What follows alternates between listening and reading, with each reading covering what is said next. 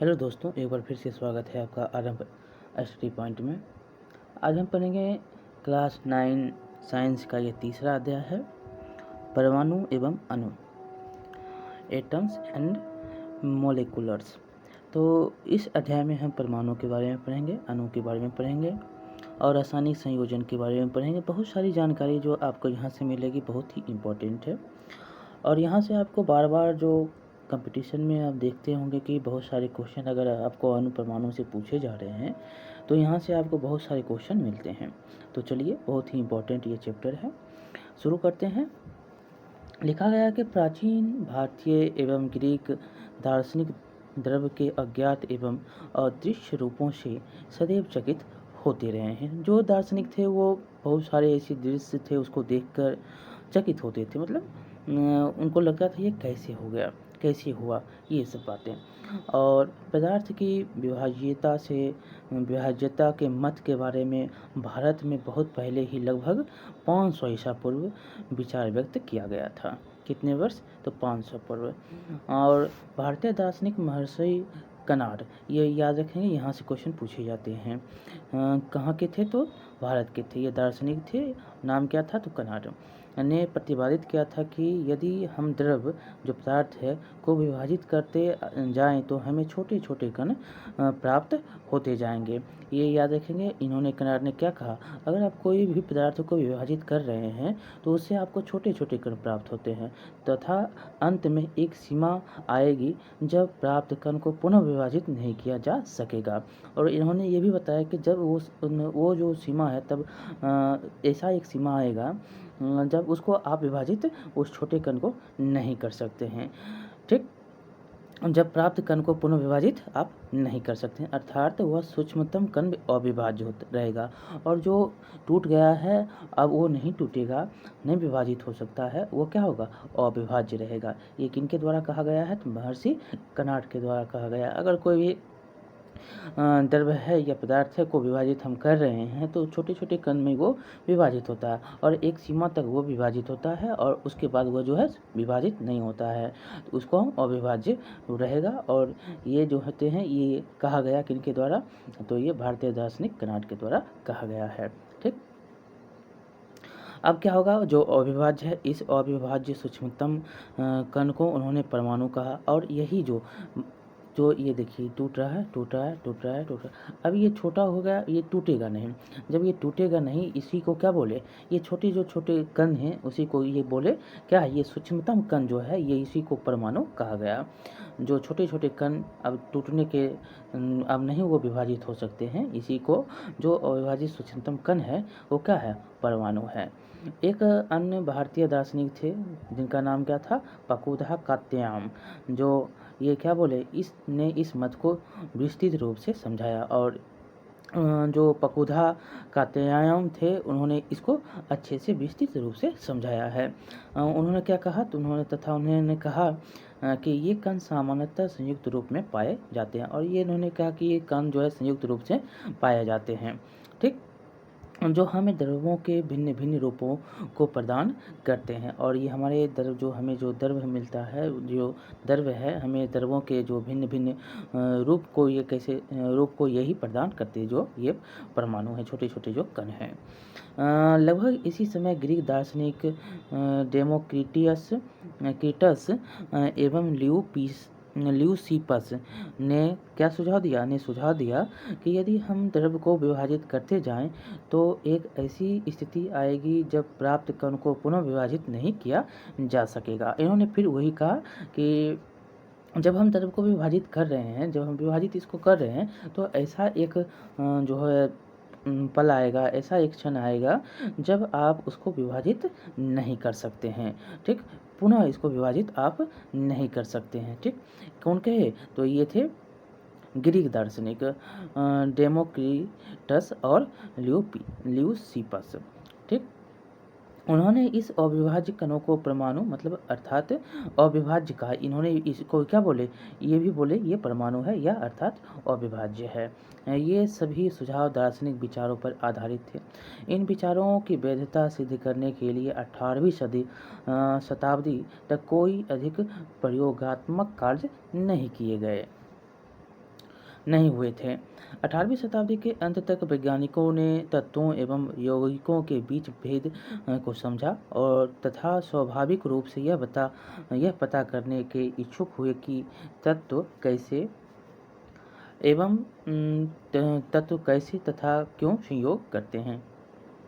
जब तत्व परस्पर संयोग करते हैं तब क्या होता है। वैज्ञानिक आंतवा एल लवाइजिए जो ने रासायनिक संयोजन के दो महत्वपूर्ण नियमों को स्थापित किया, जिसे रसायन विज्ञान को महत्वपूर्ण आधार प्रदान किया है। जो ये थे कहाँ के, तो ये इनका नाम है आर्तवा ए लवाइजिए। तो इन्होंने ही दो महत्वपूर्ण नियम स्थापित किए जो रसायन विज्ञान में आधार प्रदान रसायन विज्ञान को करता है। अब हम पढ़ेंगे रासायनिक संयोजन के नियम को। यहाँ से क्वेश्चन आपको बहुत बार पूछे जाते हैं। देखिए, लवाइजिए एवं जोसेफ एल प्राउस्ट हैं ने बहुत अधिक प्रायोगिक कार्यों के पश्चात रासायनिक संयोजन के निम्नलिखित दो नियम प्रतिपादित किए। कौन थे?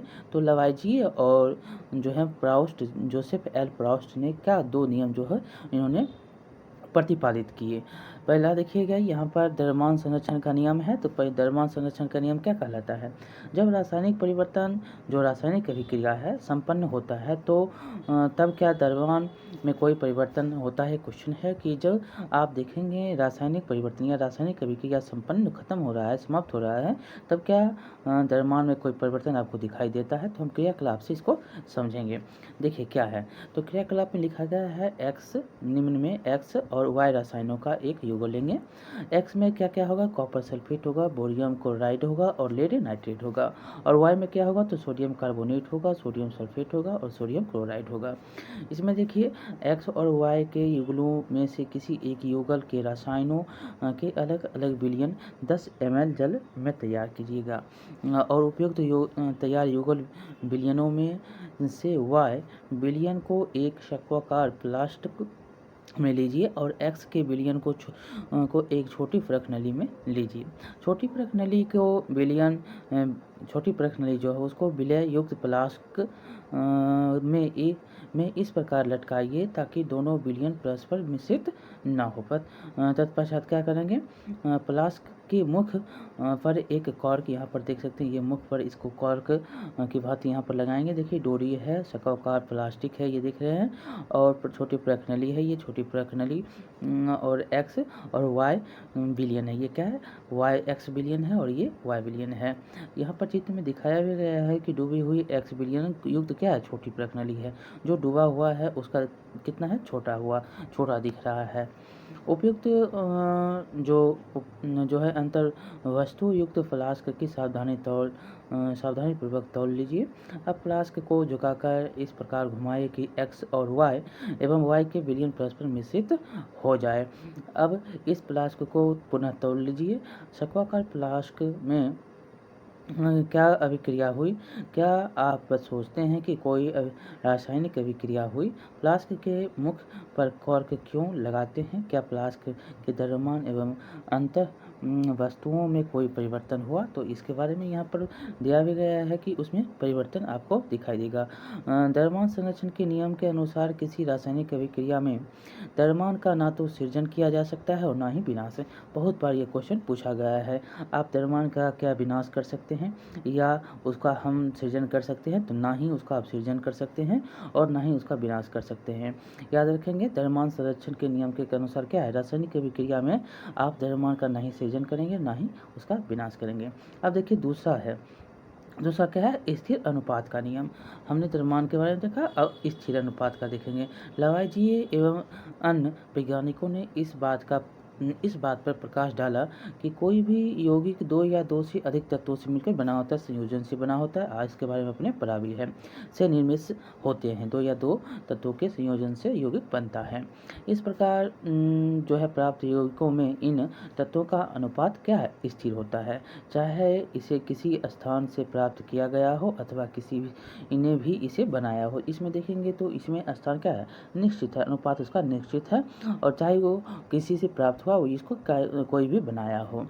देखिए यौगिक जल में हाइड्रोजन एवं ऑक्सीजन के द्रव्यमानों के अनुपात 1:8 होता है। कितना होता है आपको यहाँ पर याद रखना है, क्वेश्चन इससे पूछता भी है और पूछेगा भी। देखिए लिखा गया है कि अगर यौगिक जल में हाइड्रोजन कितना होगा 1 होगा और ऑक्सीजन 8 होगा। यहाँ पर अनुपात, यहाँ पर किसका अनुपात है, द्रव्यमानों का अनुपात कितना है, हाइड्रोजन 1 और ऑक्सीजन कितना तो 8। चाहे जल स्रोत कोई भी हो, अगर कोई भी जल स्रोत होगा उसमें हाइड्रोजन 1 होगा और ऑक्सीजन 8 होगा। ठीक, इसका द्रव्यमान का अनुपात है। इसी प्रकार आप देखेंगे यदि 9 ग्राम जल का आप गठन करें तो सदैव 1 हाइड्रोजन और 8 ऑक्सीजन ही प्राप्त होगा। अगर 9 ग्राम जल है तो उसमें आपको 1 जो है हाइड्रोजन होंगे और 8 ऑक्सीजन होंगे। ये याद रखेंगे, क्वेश्चन पूछे जाएंगे। इसी प्रकार अमोनिया NH3 में नाइट्रोजन एवं हाइड्रोजन द्रव्यमानों के अनुपात सदैव 14:3 जो विद्यमान रहता है। कितना 14 जो किसका होगा, 14 आप अमोनिया का होगा और जो नाइट्रोजन है उसका कितना होगा 3 होगा। और ये किसका होगा तो हाइड्रोजन द्रव्यमानों के अनुसार होगा। हाइड्रोजन के द्रव्यमानों के अनुसार अमोनिया और नाइट्रोजन का अनुपात 14:3 होगा। 14 अमोनिया और नाइट्रोजन 3। चाहे अमोनिया किसी भी प्रकार से निर्मित हुई हो अथवा किसी भी स्रोत से प्राप्त हुआ हो, अगर कोई भी इसका प्राप्त करने का स्रोत होगा लेकिन उसका अनुपात 14:3 ही होगा। ठीक, सॉरी। अब आगे हम पढ़ेंगे उपयुक्त उदाहरणों के स्थिर अनुपात के नियम की व्याख्या होती है, जिसे निश्चित अनुपात का नियम भी कहा जाता है। जो उपयुक्त आपने उदाहरण देखा है उसको हम निश्चित अनुपात का नियम भी कहते हैं। ये नहीं बदलेगा। 14:3 होगा अमोनिया नाइट्रोजन में हाइड्रोजन द्रव्यमानों के अनुसार, और यहाँ पर देखेंगे हाइड्रोजन 1 होगा, ऑक्सीजन 8 होगा। किसके अनुसार तो यहाँ पर द्रव्यमानों के अनुपात। अब आगे हम पढ़ेंगे प्राउस्ट ने इस नियम को इस प्रकार से व्यक्त किया था। देखिए नियम को याद रखेंगे, यहाँ से क्वेश्चन पूछे जाते हैं। किसी भी यौगिक में जो तत्व सदैव एक निश्चित द्रव्यमानों के अनुपात में विद्यमान होता है। चाहे वो कोई भी यौगिक होता है तो उसमें तत्व जो होगा वो क्या होगा, निश्चित द्रव्यमानों के अनुपात में, वो उसका नहीं घटेगा ना ही बढ़ेगा, वो निश्चित द्रव्यमान के अनुपात में विद्यमान रहेगा। ये प्राउस्ट के द्वारा कहा गया है। इस प्रकार से देखिए ये जो है जॉन डाल्टन है, इनका क्वेश्चन जो है पूछा गया है, बहुत बार पूछा गया है। लिखा गया है कि जॉन डाल्टन का जन्म जो है कब हुआ है, 1766 ईस्वी में इंग्लैंड के एक गरीब जुलाहा परिवार में हुआ था। 12 वर्ष की आयु में उन्होंने एक शिक्षक के रूप में अपनी जीविका शुरू की। 7 साल बाद वह एक स्कूल के प्रिंसिपल बन गए। सन 1793 में जॉन डाल्टन एक कॉलेज में गणित, भौतिक एवं रसायन शास्त्र पढ़ाने के लिए मैनचेस्टर चले गए। कब 1793 में। वहाँ पर उन्होंने अपने जीवन का अधिकांश समय शिक्षण और शोध कार्य में व्यतीत किया। सन 1808 में इन्होंने अपने परमाणु सिद्धांत को प्रस्तुत किया। कब तो 1808 ईस्वी में। किसने किया तो जॉन डाल्टन ने किया। क्वेश्चन बहुत बार ये पूछे गए हैं। इन्होंने अपने परमाणु सिद्धांत को क्या क्या प्रस्तुत किया, जो द्रव्यों के अध्ययन के लिए एक महत्वपूर्ण सिद्धांत साबित हुआ, और जो द्रव्य के अध्ययन होते हैं उसमें ये महत्वपूर्ण सिद्धांत साबित हुए। कौन थे जो 1808 ईस्वी में परमाणु सिद्धांतों को प्रस्तुत किया तो जॉन डाल्टन। जन्म कहाँ हुआ तो इंग्लैंड में, और कब हुआ तो 1766 ईस्वी में। कब इन्होंने प्रतिपादित किया 1808 में। अब आगे है वैज्ञानिकों की अगली समस्या इन नियमों की उचित व्याख्या करने की थी। अंग्रेज रसायन जो जॉन डाल्टन थे, द्रव्यों की प्रकृति के बारे में एक आधारभूत सिद्धांत प्रस्तुत किया। डाल्टन ने द्रव्यों की विभाज्यता का विचार किया, जिसे उस समय का दार्शनिकता माना जाता है। ग्रीक दार्शनिकों के द्वारा द्रव्यों के सूक्ष्मतम अविभाज्य कण, जिसे परमाणु नाम दिया गया था, उसे डाल्टन ने भी परमाणु नाम दिया, और जो सूक्ष्मतम जो अविभाज्य कण है उसको सभी ने क्या कहा, परमाणु है, तो डाल्टन ने भी इसे परमाणु ही कहा। डाल्टन का यह सिद्धांत रासायनिक संयोजन के नियमों पर आधारित था। डाल्टन के परमाणु सिद्धांत के द्रव्यमान के संरक्षण के नियम एवं निश्चित अनुपात के नियम की युक्ति संगत व्याख्या की है। कि देखिए यहाँ पर डाल्टन ने परमाणु सिद्धांत के द्रव्यमान के संरक्षण के नियम एवं निश्चित अनुपात के नियम, जो ऊपर आपने दो नियम को देखे, जो द्रव्यमान संरक्षण का नियम एक है और दूसरा नियम क्या है, निश्चित अनुपात के नियम, इसकी युक्ति व संगत व्याख्या की। किसने? तो डाल्टन ने। देखिए डाल्टन के परमाणु सिद्धांत के अनुसार सभी द्रव्य चाहे तत्व यौगिक या मिश्रण हो सूक्ष्म कणों से बने होते हैं। डाल्टन के अनुसार क्या है, सभी सूक्ष्म चाहे तत्व हो, यौगिक हो या मिश्रण हो, ये सारे के सारे किससे बने हैं, सूक्ष्म कणों से बने होते हैं, जिन्हें परमाणु कहते हैं। और यही इसी को इन्होंने क्या कहा, परमाणु कहा। जो भी सूक्ष्म कणों से बने हुए, चाहे तत्व हो, यौगिक हो, मिश्रण हो, ये सारे के सारे किससे बने हैं, सूक्ष्म कणों से बने होते हैं, जिन्हें आप परमाणु कहते हैं। डाल्टन के सिद्धांत की विवेचना इस प्रकार आप कर सकते हैं। सिद्धांत 4-5 सिद्धांत हैं, इसको हम देखेंगे और यहाँ से क्वेश्चन पूछे जाते हैं। लिखा गया है कि सभी द्रव्य परमाणुओं से निर्मित होते हैं, जो कि रासायनिक अभिक्रिया में भाग लेते हैं। परमाणु किसे कहते हैं, तो छोटे छोटे कण जो होते हैं, चाहे वो द्रव्य हो, तत्व हो, यौगिक हो, मिश्रण हो, ये सारे के सारे क्या हैं, परमाणु। छोटे छोटे कणों, सूक्ष्म कणों से बनते हैं, परमाणु कहलाते हैं। और यही जो है सभी द्रव्य परमाणुओं से निर्मित होता है और जो कि रासायनिक अभिक्रिया में भाग लेता है। दूसरा है परमाणु अविभाज्य सूक्ष्मतम कण होते हैं, जो रासायनिक अभिक्रिया में ना तो सृजित होते हैं और ना ही विनाश होता है, ना ही इनका सृजन होता है, ना ही इनका विनाश होता है। क्या अविभाज्य सूक्ष्मतम कण है, कौन है, तो परमाणु, जो रासायनिक अभिक्रिया में ना ही इसका विनाश होता है, ना ही ये इसका सृजन होता है। तीसरा आप देखेंगे तो दिए गए तत्व के सभी परमाणुओं का द्रव्यमान एक रासायनिक गुणधर्म समान होता है। और जो भी तत्व, जो सभी परमाणु जो दिया गया है, तत्व के सभी परमाणु का द्रव्यमान क्या है, रासायनिक गुणधर्म में समान होता है। और चौथा है कि भिन्न भिन्न तत्वों के परमाणुओं के द्रव्यमान एक रासायनिक गुणधर्म भिन्न भिन्न होता है। अगर भिन्न भिन्न तत्वों के परमाणुओं के द्रव्यमान है तो इसमें रासायनिक गुणधर्म क्या होगा, भिन्न भिन्न होगा। और पांचवा है भिन्न भिन्न तत्वों के परमाणुओं परस्पर छोटी पूर्ण संख्या के अनुपात में संयोग कर यौगिक निर्मित करती है। जब ये छोटी पूर्ण संख्या के अनुपात में संयोग करता है तो इसका यौगिक निर्मित होता है। जब भिन्न भिन्न तत्वों के परमाणु छोटी जो है परमाणु परस्पर छोटा पूर्ण संख्या से अनुपात में सहयोग करता है तो ये क्या बनाता है, तो यौगिक बनाता है। छठा है कि किसी भी यौगिक में परमाणुओं की अपेक्षा संख्या एवं प्रकार निश्चित होता है। आप देखेंगे तो किसी भी यौगिक के परमाणु की सापेक्ष संख्या एवं प्रकार क्या है, निश्चित है। आप जो है इस अध्याय में आप अगले अध्याय में क्या पढ़ेंगे, ये अध्ययन करेंगे कि परमाणु में और भी छोटे छोटे कण विद्यमान होते हैं। देखिए आपने अभी तक जो भी पढ़ा है उसका 1-2 क्वेश्चन है, उसको हम बनाएंगे। बहुत ही इंपॉर्टेंट है, यहाँ से बहुत सारे जो क्वेश्चन आपको ऐसे ही पूछ दिए जाते हैं, तो हम क्वेश्चन भी कर लेंगे। क्वेश्चन के साथ साथ हम आगे बढ़ेंगे ताकि आपको डाउट ना रहे कि क्वेश्चन में आंसर इसका क्या होगा। अपने ऊपर इसके बारे में पढ़ा भी है। देखिए क्या है, क्वेश्चन है कि एक अभिक्रिया में 5.3 ग्राम सोडियम कार्बोनेट है और 6 ग्राम जो है एसिटिक अम्ल अभिक्रित होते हैं। 2.2 ग्राम जो है कार्बन डाइऑक्साइड और 8.2 ग्राम सोडियम एसीटेट है और एवं 0.9 ग्राम जल उत्पाद के रूप में प्राप्त होते हैं। इस अभिक्रिया द्वारा दिखाइए कि यह परीक्षण द्रव्यमान संरक्षण के नियम के अनुरूप है। देखिए यहाँ पर दिया गया है सोडियम कार्बोनेट प्लस एसिटिक अम्ल बनता है sodium acetate plus carbon dioxide plus जल। तो इस प्रकार जो है आपको दिया गया है और इसका आंसर हम बनाएंगे। तो देखेंगे अभिक्रिया आपने यहाँ पर देखा किया है। हम क्वेश्चन को देखते हुए आगे बढ़ रहे हैं। तो क्वेश्चन यहाँ पर आप देखिए 5.3 है, 5.3 ग्राम प्लस कर देंगे 6 ग्राम प्लस जो है बराबर ये कितना हो जाएगा 13.3 ग्राम 13.3 ग्राम। यहाँ पर देखेंगे हम पुनः करते हैं 5.3 प्लस 6.0 ग्राम।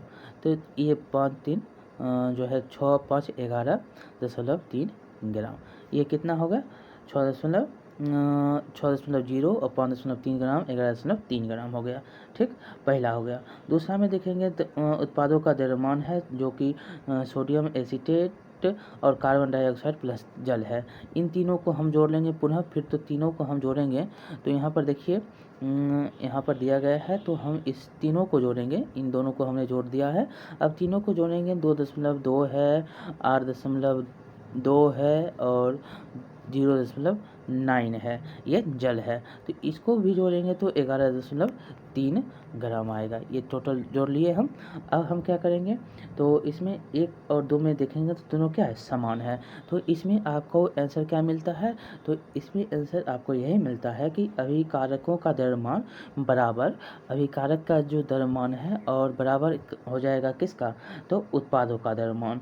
तो इस प्रकार आप देख लीजिए किसका है ये, तो परीक्षण में आपको द्रव्यमान संरक्षण के नियम मिलते हैं जो इसके अनुरूप होता है, उसके बराबर होता है। 11.3 आया और इसका भी 11.3 आया, तीनों को हम जोड़ते हैं तो कितना आता है, तो 11 इसका भी और इसका भी, तो दोनों का क्या होता है, अनुरूप होता है, बराबर है। तो ये हो गया आंसर।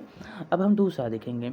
दूसरा क्या है, तो हाइड्रोजन एवं ऑक्सीजन द्रव्यमान के अनुरूप 1:8 है। ऊपर में आपने पढ़ा भी कि इसका अनुपात बदलता नहीं है। जैसे ही हाइड्रोजन आया तो 1 हुआ, ऑक्सीजन कितना 8 हुआ। ठीक, ये पहले भी क्वेश्चन बनाया हुआ है। और 3 ग्राम हाइड्रोजन गैस के साथ पूर्ण रूप से संयोग करता है, प्लस क्या होता है, तो 3 ग्राम है और संयोग कर रहा है, करने के लिए कितने ऑक्सीजन गैस के द्रव्यमान की आवश्यकता होगी।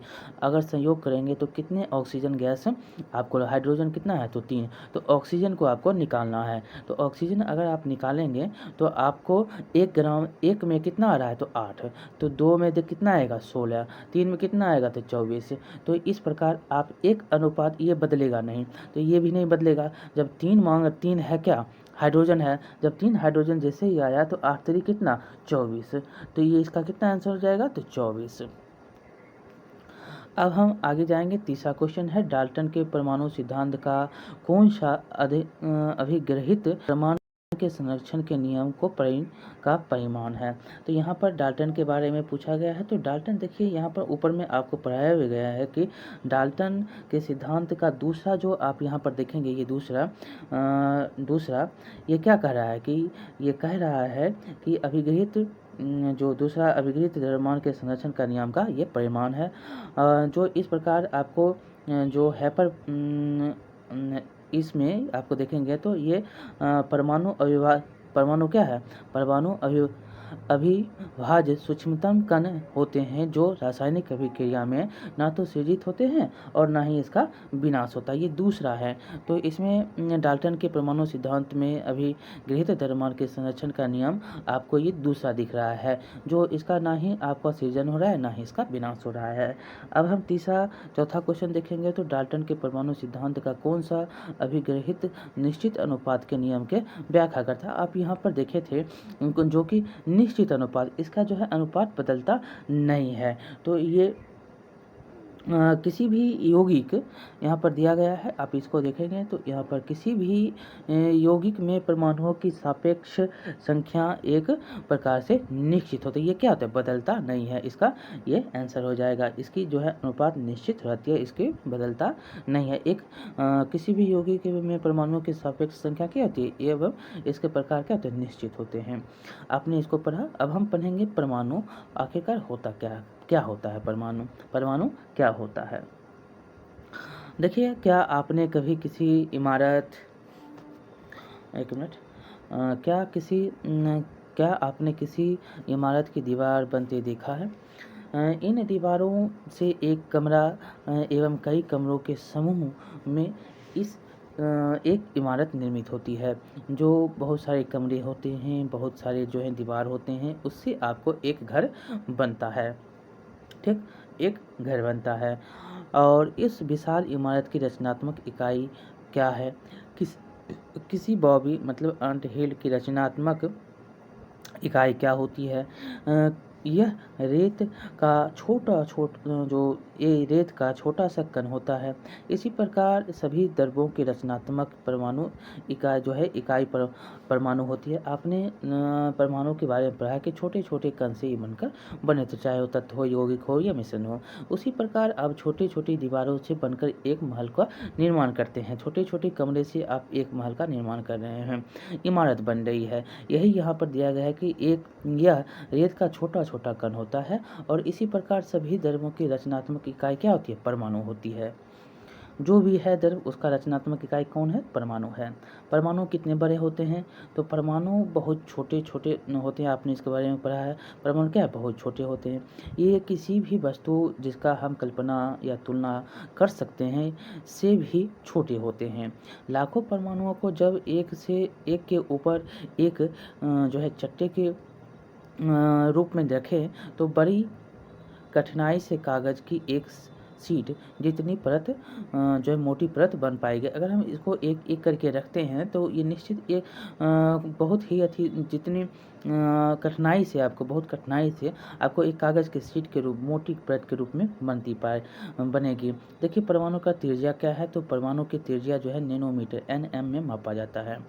तो 10⁻9 nm है तो 1 nm है, मतलब नैनोमीटर है। ये याद रखेंगे, 10⁻⁻9 है तो इसको नैनोमीटर पढ़ा जाता है, 1 नैनोमीटर। और 1 नैनोमीटर बराबर 10⁻9 nm मतलब नैनोमीटर। तो 1 मीटर बराबर कितना? 10⁻9 nm मतलब नैनोमीटर। और 10⁻9 m है तो मीटर है तो बराबर 1 नैनोमीटर। यहाँ पर याद रखेंगे। इसका जो है क्वेश्चन पूछा जाता है, बहुत ही बार ये क्वेश्चन पूछे गए हैं। एक दो बार हम पुनः इसको पढ़ देते हैं। 1 मीटर बराबर कितना?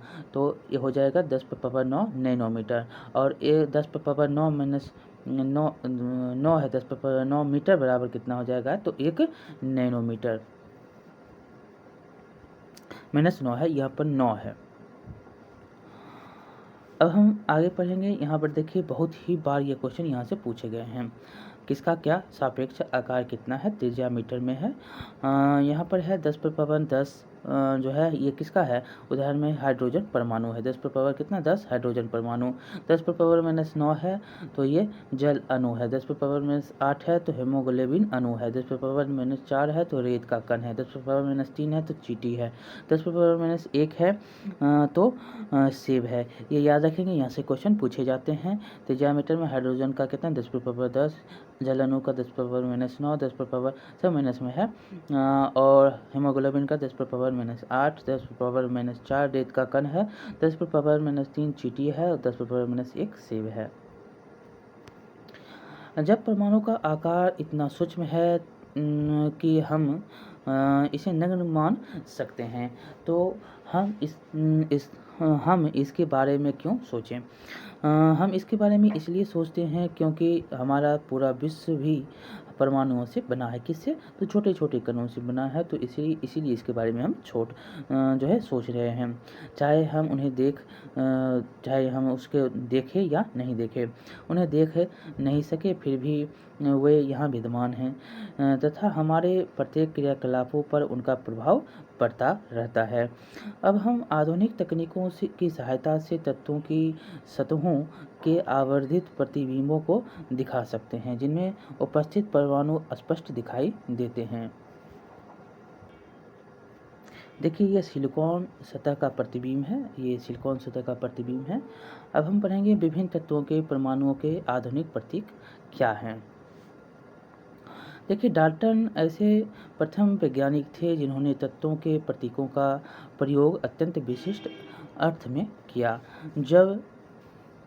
जब उन्होंने किसी तत्व के प्रतीक का प्रयोग किया तो यह प्रतीक उस तत्व की एक निश्चित मात्रा की ओर इंगित करता है। अर्थात इस प्रकार आप समझेंगे कि यह प्रतीक तत्व के एक परमाणु को प्रदर्शित करता है। जो ये भी प्रतीक है ये तत्व का एक परमाणु है, इस रूप में प्रदर्शित इसको करता है। वर्जिलियस ने तत्वों के ऐसे प्रतीकों का सुझाव दिया जो उन तत्वों के नामों के एक या दो अक्षरों से प्रदर्शित होता है। ये कौन थे? तो बर्जिलियस थे। इन्होंने क्या किया? तो तत्वों के ऐसे प्रतीकों का सुझाव दिया जो उन तत्वों के नामों के एक या दो अक्षरों से प्रदर्शित होता है। देखिए ये क्या है? तो ये हाइड्रोजन है, इसका प्रतीक देख सकते हैं कैसा है? ये कार्बन है, ऑक्सीजन है, ये क्या है? आयरन है, ये सल्फर है, फास्फोरस है, कॉपर है, एल मतलब शीशा है, सिल्वर है, पारा है, प्लेटिना है, गोल्ड है। इस प्रकार डाल्टन के द्वारा जो है तत्वों के प्रतीक को यहाँ पर बताया गया है। चित्र के माध्यम से भी आपसे क्वेश्चन पूछ लिया जाता है ये किसका प्रतीक है, तो यहाँ पर आपको ये एक दो बार देखेंगे तो आपको याद हो जाएगा। अब हम आगे चलेंगे तो यहाँ पर लिखा गया प्रारंभ में तत्वों के नामों की प्रयुक्ति उन स्थानों के नामों से की गई जहाँ वे सर्वप्रथम पाए गए थे। उदाहरण स्वरूप आप कॉपर को देखेंगे तो कॉपर का नाम साइप्रस से व्युत्पन्न हुआ है। जो साइप्रस है उससे किसका नाम हुआ है? तो कॉपर का। कुछ तत्वों के नाम को विशिष्ट रंगों से लिया गया है। उदाहरण के लिए आप स्वर्ण मतलब गोल्ड को देखेंगे तो ये नाम अंग्रेजी से उस शब्द से लिया गया है जिसका अर्थ क्या होता है? पीला। और गोल्ड का अर्थ क्या होता है? पीला। और यहाँ पर अंग्रेजी ये शब्द है। अब आगे है कि international union for pure and applied chemistry IUPAC एक अंतर्राष्ट्रीय वैज्ञानिक संस्था है। IUPAC का फुल फॉर्म भी पूछ लिया जाता है, याद रखेंगे, international union of pure and applied chemistry. ठीक, जो तत्वों के नामों, प्रतीकों और मात्रकों को स्वीकृति प्रदान करता है। ये भी पूछ लेता है कि कौन ऐसी संस्था है जो तत्वों के नाम, प्रतीक और मात्रक की स्वीकृति प्रदान करता है, तो IUPAC ये अंतर्राष्ट्रीय वैज्ञानिक संस्था है। इसका पूरा नाम international union of pure and applied chemistry है। ठीक, अधिकतर तत्वों के प्रतीक उन तत्वों के अंग्रेजी नामों में के एक या दो अक्षरों के बने होते हैं। किसी प्रतीक के पहले अक्षर को सदैव बड़े अक्षर जो कैपिटल लेटर होता है में तथा दूसरे अक्षर को छोटे स्मॉल अक्षर में लिखा जाता है। जो भी अगर प्रतीक है तो पहले बड़ा अक्षर उसके बाद छोटा अक्षर ये होगा। उदाहरण के लिए यहाँ पर देखेंगे तो हाइड्रोजन, हाइड्रोजन क्या है? तो ये बड़ा अक्षर H कैपिटल होगा। एल्युमिनियम में देखेंगे तो एल्युमिनियम है AL, ये AL है और यहाँ पर A और L है, ये ना कि AL, ऐसे नहीं होगा। ये क्या होगा? A और L होगा, ये ऐसे होगा। कोबाल्ट CO, ये सही है और ये गलत है। कुछ तत्वों के प्रतीक उनके अंग्रेजी नामों के प्रथम अक्षर तथा बाद में आने वाले किसी एक अक्षर को संयुक्त करके बनाते हैं। उदाहरण के लिए देखेंगे तो इसमें क्लोरीन है C और क्या है? I1, तो यहाँ पर C1 और दूसरा है जिंक Z और N, तो ये अक्षर में प्रयुक्त है और ये अंग्रेजी नाम है। अन्य तत्वों के प्रतीकों को लैटिन, जर्मन या ग्रीक भाषाओं के नाम से बनाया गया है। और भी कुछ तत्व हैं जिसको आप प्रतीकों में लैटिन, जर्मन और ग्रीक भाषाओं के नाम से बनाया गया है। उदाहरण के लिए आयरन, जो लोहा है उसका प्रतीक क्या है? Fe है, जो उसके लैटिन नाम फेरम से प्रयुक्त किया गया है। लैटिन नाम इसका क्या है? लोहा का तो फेरम है। इसी प्रकार सोडियम का प्रतीक क्या है? तो Na है और तथा पोटेशियम का प्रतीक K है। नाइट्रियम एवं केलियम से प्रयुक्त है किसका? तो ये पोटेशियम जो है नेट्रियम एवं कैलियम से इसका प्रयुक्त होता है। इस प्रकार तत्व का एक नाम एवं एक अद्वितीय रासायनिक प्रतीक होता है। जो तत्व का एक नाम भी होता है और एक अद्वितीय रासायनिक प्रतीक भी होता है। यहाँ पर देखिए क्लोरीन का है Cl और आगे यहाँ पर दिया भी गया है कि किसका कौन प्रतीक है। यहाँ पर से आपको प्रतीक के नाम भी पूछ लिए जाते हैं। देखिए aluminium Al, argon Ar, barium Ba, boron B, bromine Br, calcium Ca, carbon C, chlorine Cl, cobalt CO, copper Cu, fluorine F, स्वर्ण गोल्ड जिसको Au, hydrogen H, iodine L, iron Fe, सीसा ये I है और सीसा Pe, magnesium Mg, neon Ne, nitrogen का N, oxygen का O, potassium का K, सिलिकॉन Si, सिल्वर चांदी Ag, sodium Na, sulphur S, uranium U, zinc Zn। इस प्रकार से ये जो हैं 10-20 आपको कुछ प्रतीक दिए गए हैं। यहाँ से 120 टोटल हैं, उससे आपको कुछ यहाँ पर दिए गए हैं। इसके प्रतीक भी आपसे पूछ लिए जाते हैं और यहाँ से क्वेश्चन बहुत बार आता है, ये याद रखेंगे। अब हम देखिए यहाँ पर दिया गया है कि जब कभी आप तत्वों का अध्ययन करें तो आपके संदर्भ के लिए उपरोक्त सारणी यहाँ पर दी गई है। इस पूरी सारणी को एक बार में याद करने की आवश्यकता नहीं है। समय समय पर बार बार आप इसका उपयोग करेंगे तो आपको ये स्वतः याद हो जाएगा और प्रतीक क्या है ये आप सीख जाएंगे। अब आगे है परमाणु द्रव्यमान। डाल्टन के परमाणु सिद्धांत की सबसे विशिष्ट संकल्पना परमाणु द्रव्यमान की थी।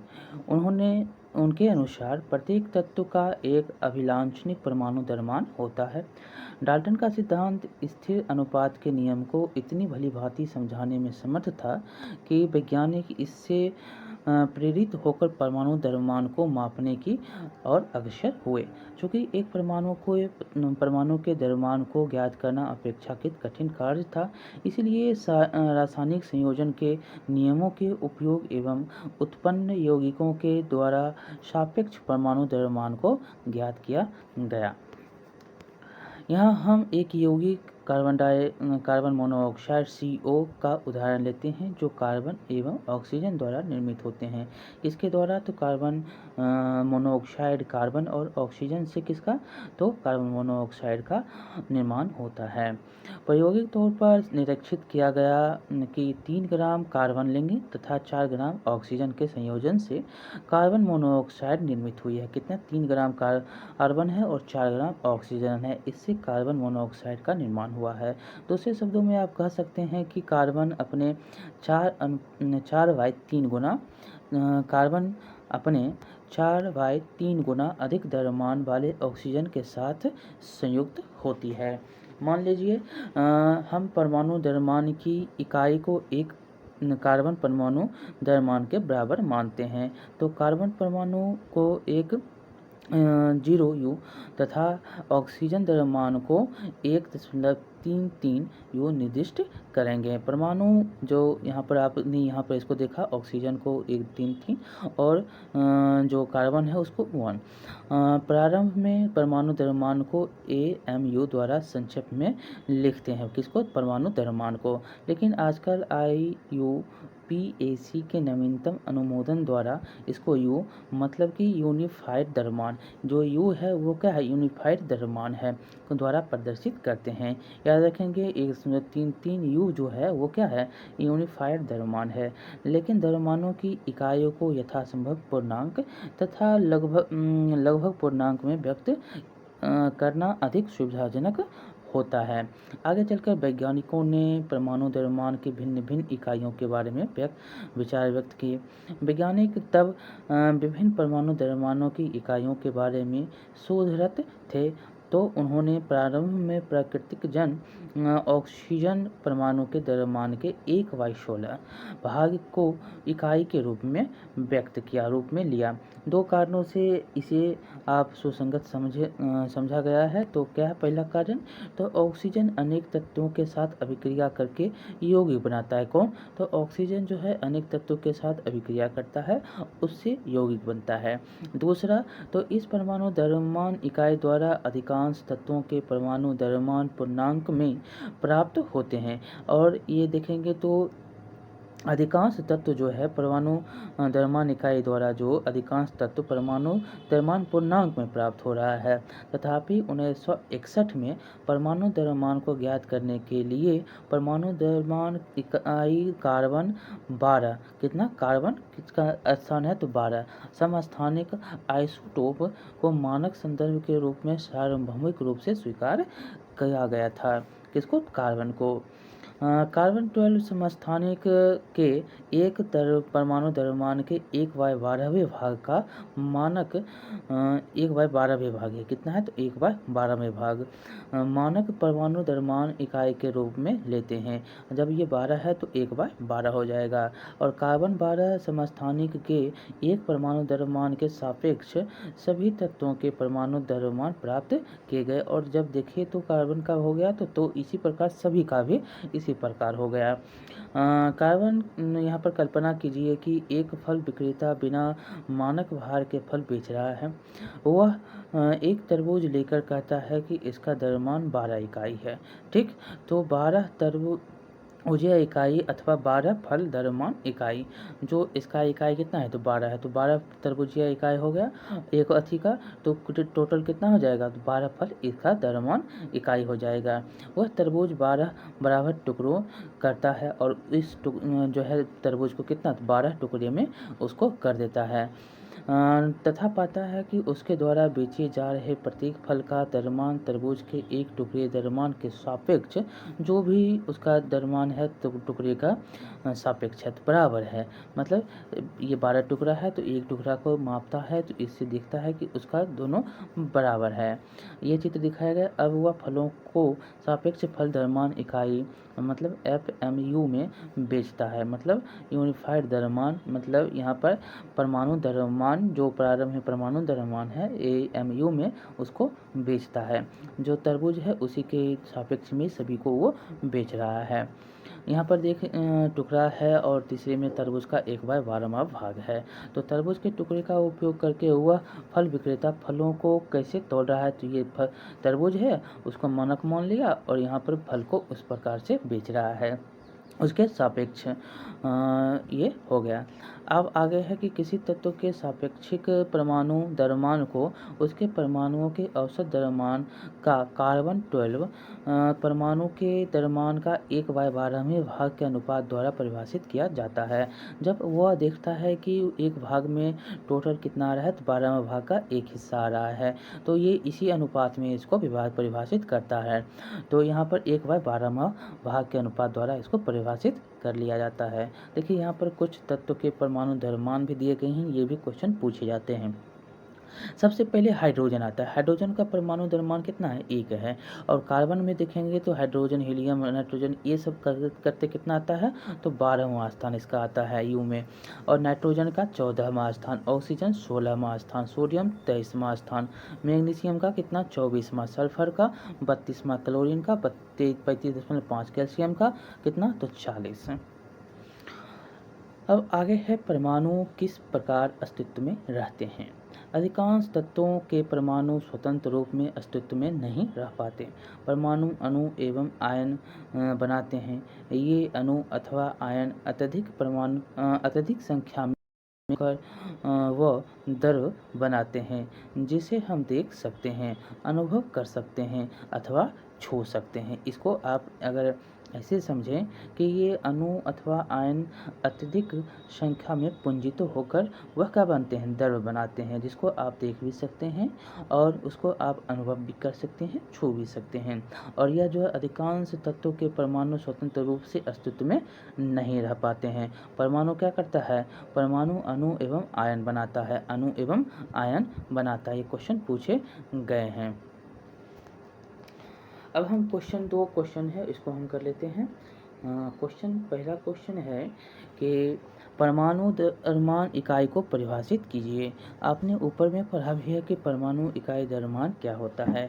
तो परमाणु इकाई द्रव्यमान क्या है, तो परमाणु इकाई द्रव्यमान मतलब कि कार्बन 12 समस्थानिक के एक परमाणु के द्रव्यमान के 1/12वें भाग के बराबर है। ऊपर आपने पढ़ा भी कि 1/12वें भाग के ये बराबर है, इसीलिए ये परमाणु इकाई द्रव्यमान होते हैं।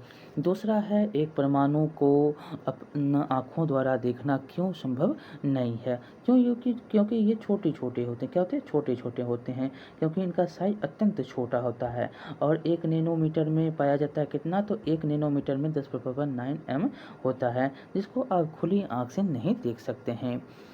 इस प्रकार ये समाप्त होता है। अब हम पढ़ेंगे अणु के बारे में। देखिए, अणु में है कि साधारणतः अणु ऐसे 2 या 2 से अधिक परमाणुओं का समूह होता है। अब इसमें अणु के बारे में है कि ये किसका समूह है? परमाणुओं का। 2 या 2 से अधिक जो परमाणु होगा उसी से क्या बनता है? अणु बनता है। परमाणु कैसे बनता है? छोटे-छोटे कणों से मिलकर परमाणु बनता है, चाहे वो तत्व हो, यौगिक हो या मिश्रण हो। इन सभी से मिलकर क्या बनता है? परमाणु बनता है, और जो अविभाज्य होता है। और जब ये परमाणु जो होते हैं, ये छोटे-छोटे जब परमाणु मिलते हैं तो ये अणु का निर्माण करते हैं। तो ये अणु बनता है, जो आपस में रासायनिक बंध द्वारा जुड़े होते हैं अथवा वे परस्पर आकर्षण बल के द्वारा कसकर जुड़े होते हैं। अणु को किसी तत्व अथवा यौगिक के उस सूक्ष्मतम कण के रूप में परिभाषित कर सकते हैं जो स्वतंत्र रूप से अस्तित्व में रह सकता है तथा जो उस यौगिक के सभी गुणधर्म को प्रदर्शित करता है। तत्व ही एक ही तत्व के परमाणु अथवा भिन्न-भिन्न तत्वों के परमाणु परस्पर संयोग करके अणु निर्मित करते हैं। यहाँ पर ये भी दिया गया है कि एक ही तत्व के परमाणु जो होगा वो भिन्न-भिन्न तत्वों के परमाणु से परस्पर संयोग करेगा और अणु का निर्माण करेगा। अब देखिए तत्वों के अणु को। किसी तत्व के अणु एक ही प्रकार के परमाणुओं द्वारा संरचित होते हैं। एक ही प्रकार के परमाणु द्वारा वो क्या होता है? संरचित होता है। आर्गन देखिए Ar, हीलियम He द्वारा जैसे अनेक तत्वों के अणु उसी तत्व के केवल एक परमाणु द्वारा निर्मित होता है, लेकिन अधिकांशतः जो है अधिकांश धातुओं में ऐसा नहीं होता है। उदाहरण के लिए आप देखेंगे कि ऑक्सीजन अणु 2 ऑक्सीजन परमाणुओं से बनता है। क्या होता है? ऑक्सीजन अणु 2 ऑक्सीजन परमाणु से बन रहा है, इसीलिए इसे द्विपरमाणुक अणु O2 कहते हैं। ऑक्सीजन को क्या बोल रहे हैं? 2 द्विपरमाणुक अणु O2। क्यों? क्योंकि 2 जो है इसमें अणु है, ऑक्सीजन अणु है, और यह इसलिए O2 बोलते हैं इसको। यदि सामान्यतः 2 के स्थान पर 3 ऑक्सीजन परमाणु परस्पर संयोग करता तब इसको हमें ओजोन मतलब कि O3 प्राप्त होता है, और जब ये 3 हो जाएगा तो O3 प्राप्त होगा। क्या होगा? O3। और यह क्या हो जाएगा? ओजोन हो जाएगा। ओजोन हो जाएगा O3। और 2 है तो ऑक्सीजन क्या है? द्विपरमाणुक अणु है। कौन है? तो O2 है। ये कौन है? तो ऑक्सीजन है। अब हम आगे देखेंगे किसी अणु की संरचना में प्रयुक्त होने वाले परमाणुओं की संख्या को उस अणु की परमाणुकता कहते हैं। कोई भी अगर अणु की संरचना है उसमें प्रयुक्त परमाणुओं की संख्या को देखेंगे तो संख्याओं को उस अणु की परमाणुकता बोलते हैं। संयुक्त होने वाले परमाणुओं की संख्या को क्या बोलते हैं? अणु की संरचना में प्रयुक्त होने वाली जो अणु की संरचना में किसी भी अणु की संरचना में प्रयुक्त होने वाले परमाणुओं की संख्या को उस अणु की क्या बोलते हैं? परमाणुकता कहते हैं। धातु अणुओं एवं कुछ अन्य तत्वों के अणुओं जैसे कि कार्बन के अणुओं की सरल संरचना नहीं होती है, किंतु उनके अणुओं की असीमित परमाणु परस्पर बंधे होते हैं। क्या होते हैं? ये एक दूसरे से बंधे होते हैं। आइए इसमें हम कुछ तत्वों के परमाणुकताओं का अवलोकन करेंगे। देखिए यहाँ पर कुछ तत्वों के परमाणुकता यहाँ पर दिए गए हैं, नाम है, परमाणुकता है और तत्व के प्रकार है। देखिए अधातु है। अधातु में आपको क्या क्या आते हैं? ये सारे के सारे अधातु हैं और इसकी परमाणुकता क्या है? एक परमाणु है या 2 है। ये देखिए आर्गन है। आर्गन में एक परमाणुक है, हीलियम में 1 है, ऑक्सीजन में 2 है, आपने 2 देखा था, हाइड्रोजन में 2 है, नाइट्रोजन में 2 है, क्लोरीन में 2 है, फास्फोरस में 4 है, 4 चतुपरमाणुक है, और सल्फर में बहुत सारे हैं, बहुपरमाणुक है। और धातु में देखेंगे तो धातु क्या क्या है? सोडियम, आयरन, एल्युमिनियम और कॉपर। ये सारे का सारे एक परमाणुक है। कितने हैं? तो 1 है। और धातु में ही आपको 2 है, 2 है और 4 हैं और बहु हैं। ठीक। और धातु में sulphur, phosphorus, chlorine, nitrogen, helium, argon, ये सब ऑक्सीजन आते हैं। अब हम पढ़ेंगे जो यौगिक के अणु। हमने तत्वों के बारे में पढ़ा, अब हम यौगिक के बारे में पढ़ेंगे। भिन्न भिन्न तत्वों के परमाणु एक निश्चित अनुपात में परस्पर जुड़कर यौगिकों के अणु निर्मित होते हैं। क्या होते हैं? भिन्न भिन्न जो तत्व है, तत्वों के परमाणु एक निश्चित अनुपात के में परस्पर जुड़ता है, एक निश्चित अनुपात में ये जुड़ जाता है और इससे क्या निकलता है? तो यौगिकों के अणु निकलते हैं। यौगिक के अणु इसी से बनता है। यहाँ पर उदाहरण में भी देखेंगे कि विभिन्न भिन्न जो तत्व है, तत्व के परमाणु एक निश्चित अनुपात में, उसका जो है अनुपात क्या होता है? निश्चित होता है और उसी से वो जुड़ता है। जब ये जुड़ जाता है तो यौगिक के अणु का निर्माण होता है। यहाँ पर देखिए दिया गया है कि यौगिक के अणु के तत्व के संयुक्त जो है अनुपात क्या है। देखिए ये फिक्स है, क्या है इसका? तो जल है। तो जल में आपने ऊपर पढ़ा भी है कि हाइड्रोजन और ऑक्सीजन है। हाइड्रोजन का कितना? तो 1। ऑक्सीजन का कितना? तो 8। अमोनिया कार्बन डाइऑक्साइड, जो यहाँ पर अमोनिया है, कार्बन है, तो अमोनिया का कितना है? तो अमोनिया किससे बन रहा है? तो नाइट्रोजन और हाइड्रोजन से। नाइट्रोजन कितना? तो 14। हाइड्रोजन कितना? तो 3। और यहाँ पर देखिए कार्बन अमोनिया है, उसके बाद है कार्बन डाइऑक्साइड। ये अमोनिया है नाइट्रोजन और हाइड्रोजन से, और कार्बन डाइऑक्साइड है किसके? कार्बन और ऑक्सीजन से। कार्बन का कितना है? तो 3 और द्रव्यमान अनुपात, और ऑक्सीजन का कितना? तो 8। यहाँ पर भी देखिए ऑक्सीजन का कितना है? तो 8। हाइड्रोजन का कितना? तो 1। नाइट्रोजन का कितना? 14। हाइड्रोजन का कितना? तो 3। यहाँ पर कितना है कार्बन डाइऑक्साइड का? कार्बन का 3 और ऑक्सीजन का 8। देखिए क्रियाकलाप से आपको समझाया गया है कि अणुओं के विद्यमान परमाणुओं के द्रव्यमान अनुपातों की सारणी 3.4 एवं तत्वों के परमाणु द्रव्यमानों की सारणी 3.2 को देखने के लिए, और यहाँ पर यौगिकों के अणुओं में प्रयुक्त तत्वों के परमाणुओं की संख्या के अनुपातों को ज्ञात करने के लिए कहता है। और जल अणु में प्रयुक्त परमाणुओं की संख्या का अनुपात निम्न यहाँ पर प्राप्त किया जा सकता है। यहाँ पर देखिए तत्व है H और O, और द्रव्यमान अनुपात कितना है? 1 और 8। परमाणु द्रव्यमान कितना है? U में 1 और 16, और द्रव्यमान अनुपात परमाणु द्रव्यमान कितना है? तो इसका 1 हो जाएगा और इसका कितना? तो 1:2 हो जाएगा। और सरलतम अनुपात में देखेंगे तो इसका 2 होगा और इसका 1 होगा, ठीक, सरलता अनुपात में। और यहाँ पर इस प्रकार जल अणु और प्रयुक्त में जो है अनुपातों की संख्या H अनुपात 2 में 2:1, 2:1। H कितना? 2, O कितना? तो 1। इस प्रकार ये कितना आया? तो 2:1 आया। H की संख्या 2 होगा और O की संख्या 1।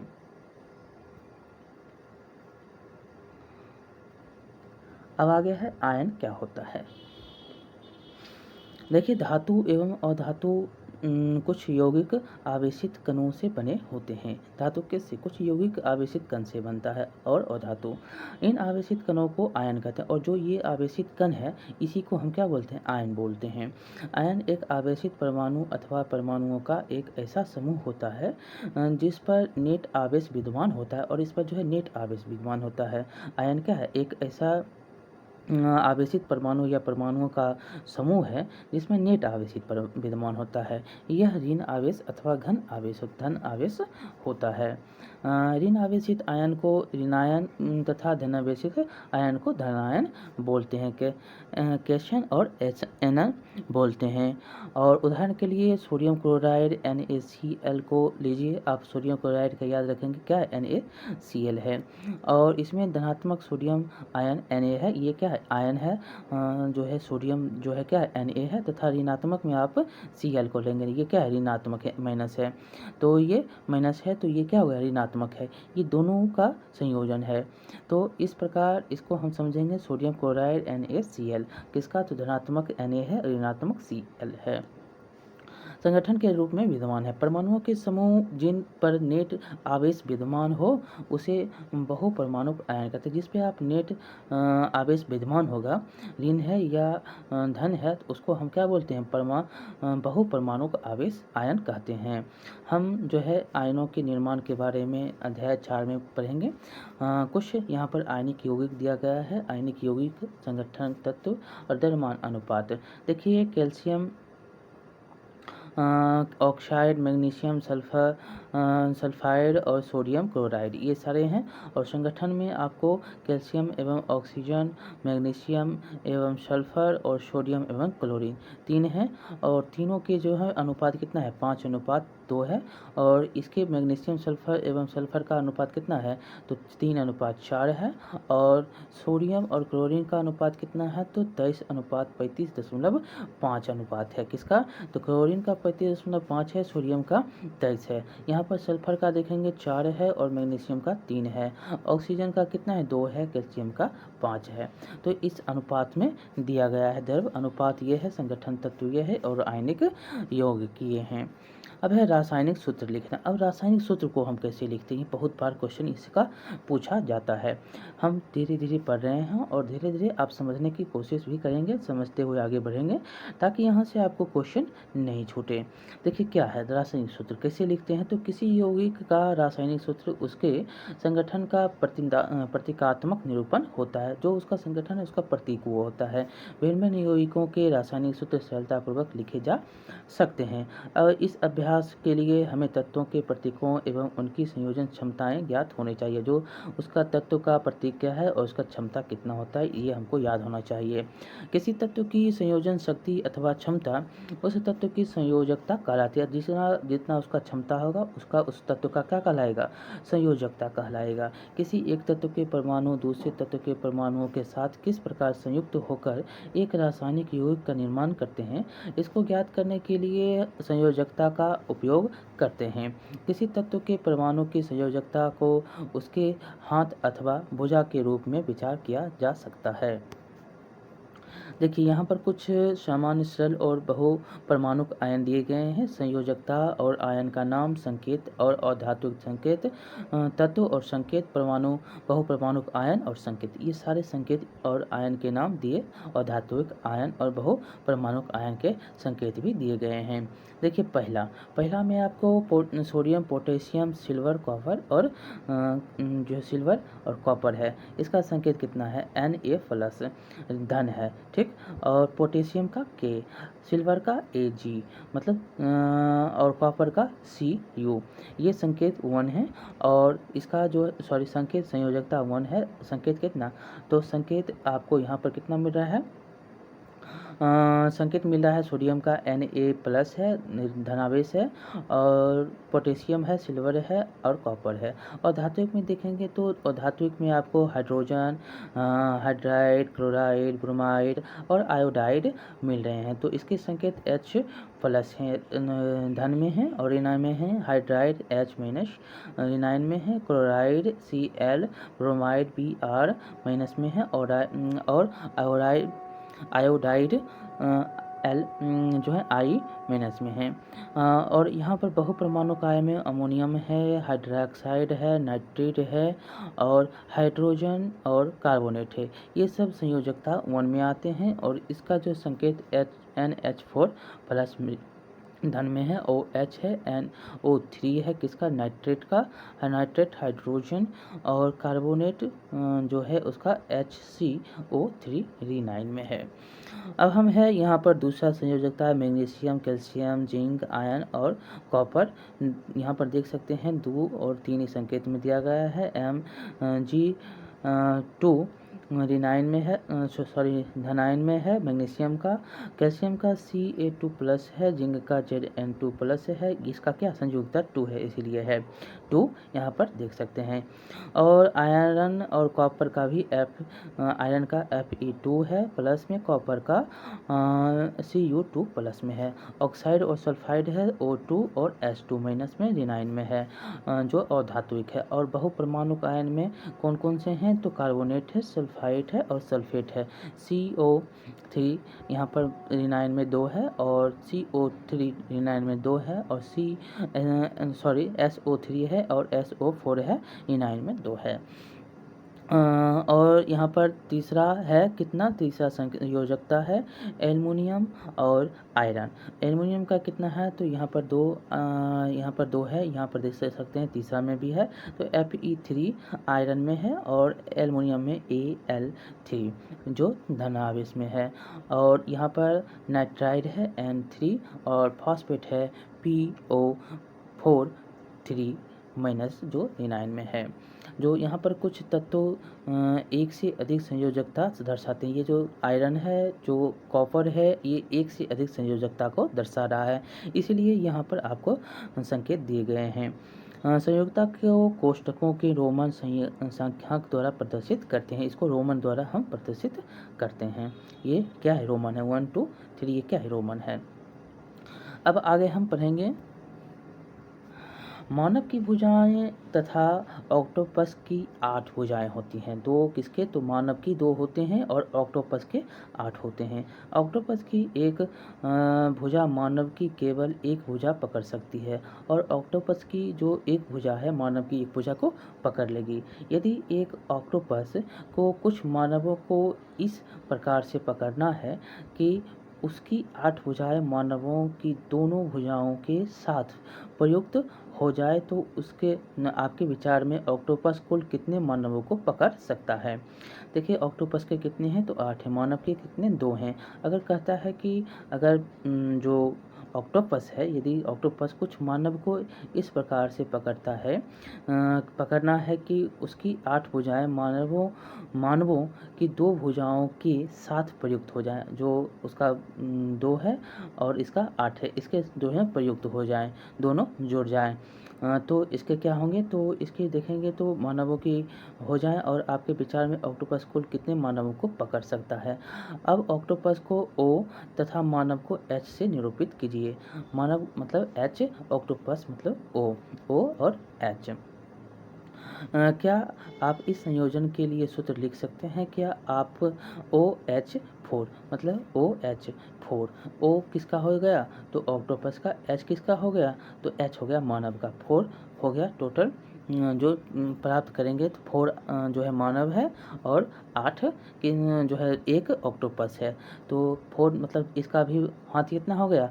8 और इसका भी कितना? तो 8। ये दोनों कितना हो गया? बराबर। तो ये सूत्र प्राप्त करेंगे। तो ये इसका हम जब 2-2 करके मिलाएंगे तो इसका 4 आदमी मिलेंगे। 4 आदमी में 8 हाथ मिलेगा। इसका कितना है? तो एक में ही ऑक्टोपस के 8 हाथ भुजाएं मिल रहे हैं। तो इस प्रकार सूत्र इसका आपका कितना हो जाएगा? तो सूत्र हो जाएगा OH4। ये समझ गए होंगे आप। पादांक 4 ऑक्टोपस द्वारा पकड़े गए मानवों की संख्या को प्रदर्शित करता है। जो पादांक है, ये क्या पादांक है? यही जो है आपको 4 मानव को ये पकड़ा है, इसलिए 4 मानव को प्रदर्शित कर रहा है। तो 4 गुने 2 बराबर 8 होता है और ये कितना है? तो एक में ही 8 है, तो ये बराबर हो गया तो 8। अब है कि कुछ सरल एवं बहुपरमाणुक आयनों की संयोजकता दी गई है। संयोजकता के बारे में हम और अधिक जानकारी अगले अध्याय में प्राप्त करेंगे। रासायनिक सूत्र लिखते समय आपको निम्न नियमों को पालन करना चाहिए। देखिए क्या है, तो आयन की क्या क्या नियम है? तो आयन की संयोजकता अथवा आवेश संतुलित होना चाहिए। दोनों क्या होंगे? बराबर होंगे। जब एक यौगिक किसी धातु एवं अधातु के संयोग से निर्मित होता है, तो धातु के नाम अथवा उसके प्रतीक को रासायनिक सूत्र में पहले लिखते हैं। जब ऐसे समझें कि जब एक यौगिक होगा किसी धातु या अधातु के संयोग से निर्मित होता है। जब यौगिक कोई धातु हो या अधातु है, उसके संयोग से वो निर्मित हो रहा है, तो उसको धातु के नाम अथवा उसके प्रतीक को रासायनिक सूत्र में पहले लिखते हैं। जो उसका रासायनिक सूत्र क्या है, उसके धातु का नाम क्या है, उसको हम प्रतीक में लिख लेते हैं। H है तो हाइड्रोजन है, इसके प्रतीक हो गए। उदाहरण के लिए भी दिया गया है। उदाहरणार्थ आप कैल्शियम ऑक्साइड CaO ऐसे आप लिखते हैं। CaO क्या हो जाए? कैल्शियम ऑक्साइड हो गया। Sodium chloride NaCl, iron sulphide FeS, copper sulphide CuO इत्यादि। जहाँ पर ऑक्सीजन, क्लोरीन, सल्फर अधातुएं हैं। क्या है? यहाँ पर देखेंगे तो क्लोरीन, ऑक्सीजन, सल्फर, ये क्या है? अधातु है और ये धातु है। ये आपको एक जो है यहाँ पर बड़ा आ गया और फिर छोटा आ गया तो ये अधातु है, पहले बड़ा फिर छोटा, ये धातु है। यहाँ पर ऐसे करके एक प्रकार से यहाँ पर समझ सकते हैं आप इत्यादि। जहाँ पर ऑक्सीजन और क्लोराइड क्या है, अधातु है, तथा उन्हें दाईं तरफ लिखते हैं। इसको हम किस प्रकार, दाईं तरफ, इसको हम बाईं तरफ। जबकि कैल्शियम, सोडियम, आयरन एवं कॉपर क्या है, धातुएं हैं, तथा इन्हें हम बाईं तरफ, जो धातु हैं उसको बाईं तरफ, जो धातुएं हैं दाईं तरफ। जैसे बड़ा आ जाएगा दाईं तरफ वो अधातु हो जाएगा, और बाईं तरफ धातु हो जाएगा। अब हम आगे है बहुपरमाणुक आयनों द्वारा निर्मित यौगिकों में आयनों की संख्या दर्शाने के लिए आयन को कोष्ठक में लिखकर आयनों की संख्या कोष्ठक के बाहर लिखते हैं। ऐसे आप लिखेंगे जो आयन की संख्या कितना है उसको हम कोष्ठक के बाहर लिखेंगे। हम जो है इसे समझें कि बहु परमाणु जो आयन द्वारा जो निर्मित यौगिक होगा, मैं उसमें आयनों को दर्शाने के लिए क्या करेंगे, तो आयन को कोष्ठक में लिखकर आयन को उसको हम कोष्ठक में लिख देंगे, और आयनों की संख्या जो होगी उसको कोष्ठक के बाद आयन को कोष्ठक में लिखे, और आयनों की संख्या कितना है उसको हम बाहर में लिखेंगे। यदि आप बहुपरमाणुक आयन की संख्या उदाहरण के लिए देखेंगे तो उदाहरण के लिए Mg कोष्ठक में है OH, और कोष्ठक के बाहर है आयन की संख्या, आयन कितना है OH, और कोष्ठक के बाहर जो संख्या है 2 है। यदि बहुपरमाणुक आयन की संख्या 1 हो तो कोष्ठक, बहुपरमाणुक संख्या जो है आयन जो है उसका संख्या 1 हो तो कोष्ठक की आवश्यकता नहीं होगी। अगर 1 होगा तो उसके कोष्ठक की आवश्यकता नहीं होगी, अगर 2 होगा तो होगा। यहाँ पर 1 रहता है तो सिर्फ ऐसे ही हो जाता है MgOH, और आयन की संख्या 1 है तो वो छुपा रहता है। अगर 2 हो जाएगा, उससे ज़्यादा होगा तो वो आ जाएगा। तो वही यहाँ पर दिया गया है कि उसकी आवश्यकता नहीं होगी, जैसे उदाहरण में दिया गया है कि NaOH। अब हम पढ़ेंगे सरल यौगिकों के सूत्र को। लिखा गया है कि सरल यौगिकों के सूत्र दो भिन्न भिन्न तत्वों से निर्मित सरलतम यौगिकों के द्विअंगी यौगिक कहते हैं। जब दो भिन्न भिन्न तत्वों से निर्मित सरलतम यौगिक होगा उसी को हम बोलते हैं क्या, यौगिकों को हम द्विअंगी यौगिक कहते हैं। यहाँ पर सारणी में दिया गया है कि कुछ आयनों की संयोजकता दी गई है, आप इनका उपयोग करते हुए सूत्रों को लिख सकते हैं, लिखने के लिए कर सकते हैं। आणविक यौगिकों की रासायनिक सूत्र लिखते समय हम पहले संगठक तत्वों के प्रतीक लिखकर उनकी संयोजकता लिखते हैं, जैसा कि निम्न उदाहरण में दर्शाया गया है। इसमें जो है तत्पश्चात संयोजित परमाणुओं की संयोजकता को क्रॉस ओवर अणु सूत्र लिखते हैं। यहाँ पर क्रॉस करके अणु सूत्र को हम लिखेंगे। 4-5 यहाँ पर दिए गए हैं उदाहरण, आप यहाँ पर ध्यान से देखेंगे। देखिए हाइड्रोजन क्लोराइड का सूत्र, जब हाइड्रोजन क्लोराइड का हम सूत्र देखेंगे तो तत्व प्रतीक कितना है, तो H है, हाइड्रोजन क्लोराइड H।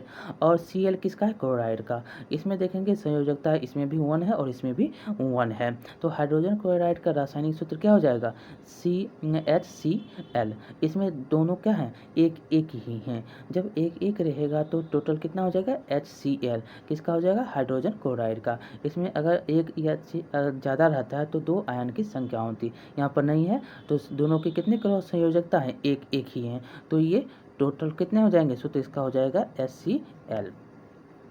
अब दूसरा जो है क्वेश्चन दूसरा है आपका उदाहरण कि हाइड्रोजन सल्फाइड। देखिए हाइड्रोजन है H, सल्फाइड है S, और हाइड्रोजन की संख्या यहाँ पर 2 है, संयोजकता कितने हैं, 2 है, और संयोजकता S, सल्फाइड की कितने हैं, तो 1 है, तो इसका सूत्र क्या हो जाएगा, H2S। तीसरा हम देखेंगे कार्बन टेट्राक्लोराइड, और यहाँ पर कार्बन C, टेट्राक्लोराइड का Cl, टेट्राक्लोराइड का संयोजकता कितना है, तो 4 है, और कार्बन का कितना है, तो 1 है, तो इसका सूत्र क्या हो जाएगा, CCl4। आयन की संख्या कितना है, तो 4 है, कोष्ठक में नहीं होगा। अब हम पढ़ेंगे मैग्नीशियम क्लोराइड का सूत्र ज्ञात करने के लिए पहले हम धनायन का संकेत जो Mg2+ है, क्या है, Mg2+ है, धनायन में लिखते हैं। इसके पश्चात ऋणायन क्लोराइड Cl, जो ऋणायन क्लोराइड है Cl- में है, ये ऋणायन है। तत्पश्चात इनके आवेशों की को आरा तिरछा जो क्रॉस है, ऐसे आरा तिरछा करके हम सूत्र प्राप्त करते हैं। देखिए यहाँ पर सूत्र प्राप्त करने के लिए बताया गया है कि मैग्नीशियम क्लोराइड का सूत्र ऐसे होगा, तो मैग्नीशियम कितना है, Mg, क्लोराइड कितना, Cl, और Cl का कितना है, तो आवेश है दो है और Mg का एक है, एक जिससे ही आएगा एक नहीं उतरेगा, MgCl2 ऋणायन आवेश कितना है 2 है, प्लस में है, और 1 क्या है माइनस में है। तो हम इस प्रकार देखते हैं कि मैग्नीशियम क्लोराइड के अणु में 2 क्लोराइड आयन Cl प्रत्येक मैग्नीशियम के आयन Mg2 के लिए होता है।